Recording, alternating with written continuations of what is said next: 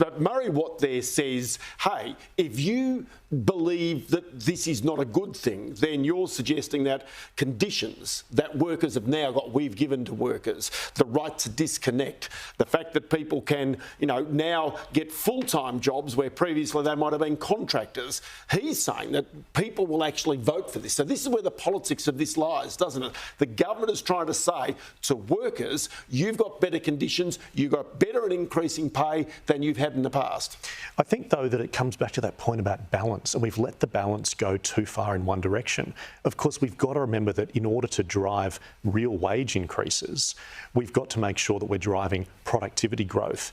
And in order to do that, we've got to make sure that we've got the right fundamentals in place. Industrial relations settings is a core component of that. And right now, what we're seeing is that people aren't taking home real wage increases because they're not backed with productivity. So although we talk about wage increases, we're not actually seeing people genuinely benefit from those increases at the end of the day. And the real problem is if conditions are not favourable to business, business does not employ. There is a point, even though we've had record low unemployment, there's a point at which that pendulum, as you point out, tips the other way. And then all of a sudden you start to get big increases in unemployment. And of course, the government's going to sit there and say, well, that's not our fault. That's clearly somebody else's fault. That's absolutely right. The precondition for any discussion with respect to employees' rights and obligations is them having a job in the first place.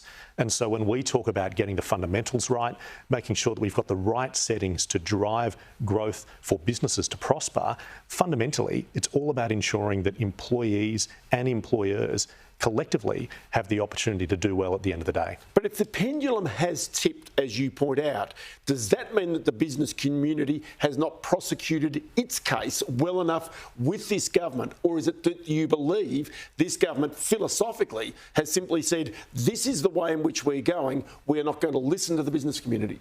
Well, we think that it's always important, and we will certainly continue to prosecute firmly the importance of business.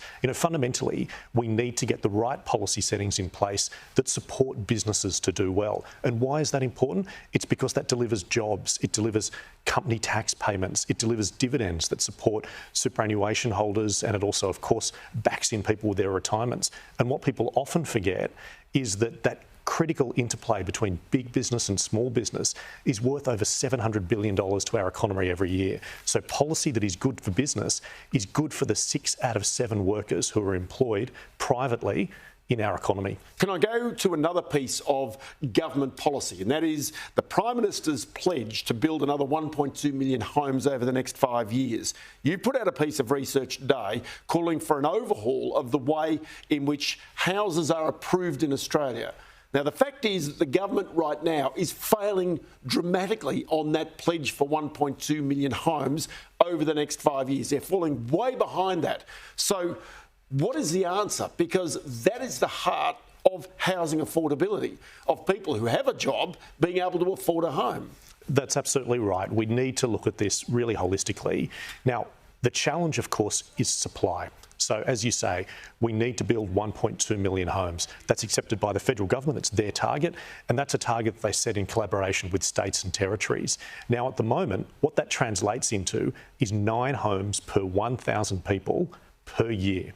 At the moment, we're on track to deliver 6. So we need to do more. And if we do more, we know that that results in lower prices for renters and more affordable homes for purchasers.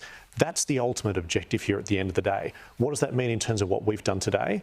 We've put out our proposals with respect to how we can speed up and really make more efficient the approvals processes, and that's fundamentally critical. And it means that we've got to look at measures like, how do we make sure that the right layer of government is considering approvals?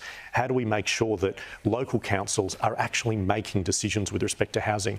And what can we do to have a concierge service so that we can help companies navigate the challenges associated with maze-like processes in government bureaucracies as they seek approvals? Bran Blake, always good to chat to you. Many thanks for your time today. Thanks so much.